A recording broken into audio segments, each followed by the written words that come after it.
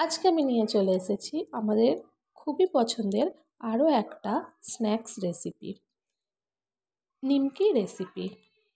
সন্ধেবেলা evening snacks হিসাবে কিন্তু আমরা এটা খেতে পারি। চলুন তাহলে এই সহজ রেসিপিটা শুরু করা যাক। তার জন্য আমি এখানে নিয়েছি 2 কাপ ময়দা।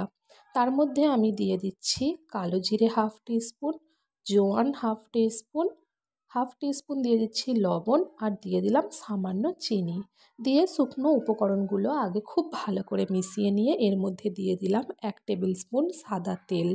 আপনারা চাইলে ঘিও দিতে পারেন। দিয়ে খুব ভালোভাবে আমি এটাকে ময়ান দিয়ে নেব। যত ভালো ময়ান দেওয়া হবে তত কিন্তু আমাদের নিমকি খাস্তা হবে। ময়ান দিতে দিতে যখন ময়দা এইভাবে দলা পাকিয়ে যাবে, তার মানে কিন্তু ময়ান আমাদের পারফেক্ট হয়ে গেছে। তারপর সামান্য জল দিয়ে দিয়ে আমাদের একটা সেমি সফট ডো বানাতে হবে। খুব বেশি সফটও না, আবার খুব শক্তও না। তারপর ঢাকা দিয়ে এটা আমরা 15 থেকে 20 মিনিট রেখে দেব। 15-20 মিনিট পর আমরা আবার একবার ডোটাকে মেখে নেব। তারপর এইভাবে লেচি কেটে নেব। তারপর যে বেলুন চাকিতে আমরা সামান্য আটা লাগিয়ে নিয়ে ওর মধ্যে একটা করে লেচি নিয়ে রুটির মতো করে আমরা গোল করে বেলে নেব। রুটি যেমন আমরা পাতলা বেলি সেই রকমই কিন্তু পাতলা থাকলেই হবে। তারপর এর ওপর থেকে আমি 1 টিস্পুন করে তেল দিয়ে দেব। তেল খুব ভালো করে রুটির ওপরে মাখিয়ে নেব। তারপর এর মধ্যে ছড়িয়ে দেব আটা। ছড়িয়ে দিয়ে আবার আটাটাকে খুব ভালো করে রুটির মধ্যে লাগিয়ে নেব। নিয়ে 2 হাতের সাহায্যে এইভাবে গোল করে আমরা রুটিটাকে গুটিয়ে নেব। তারপর একটা ছুরির সাহায্যে আমরা এগুলোকে ছোট ছোট টুকরো করে কেটে নেব। যেমন সাইজের আপনারা নিমকি চাইবেন সেই সাইজ অনুযায়ী এখানে কিন্তু লেচি কেটে নেবেন। সব এখানে কাটা হয়ে গেছে। আমি এগুলোকে আলাদা সরিয়ে রেখে দিয়ে একটা লেচি নিয়ে আমি এটাকে আবার লুচির মতো করে গোল করে বেলে নেব।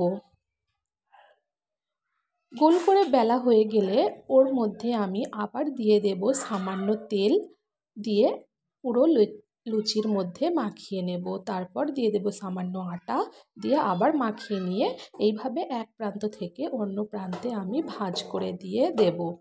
দেখলেই বুঝতে পারবেন আমি কেমন করে করেছি। তারপর এটাকে হালকা হাতে একবার বেলে নেব।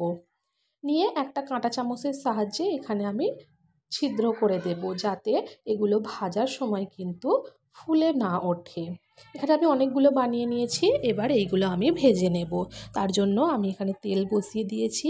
মিডিয়াম ফ্লেমে আমি তেলটাকে গরম করে নিচ্ছি। গরম করে নিয়ে আমি আঁচটাকে লো করে দেব। দিয়ে এক এক করে আমি এখানে নিমকি দিয়ে দিচ্ছি। দিয়ে খুব ভালোভাবে আমি এগুলোকে লো ফ্লেমে ভেজে নেব। এখন এগুলো নাড়াচাড়া করার দরকার নেই। এগুলো যেমন ভাজতে দিয়েছি সেই রকমই থাকবে।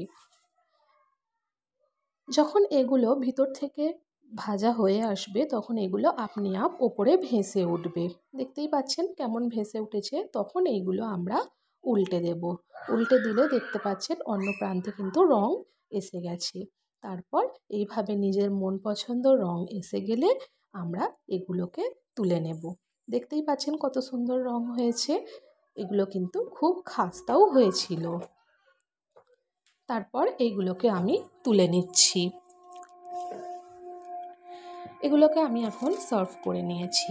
সন্ধেবেলা কিন্তু চায়ের সঙ্গে এগুলো খেতে খুবই ভালো লাগবে।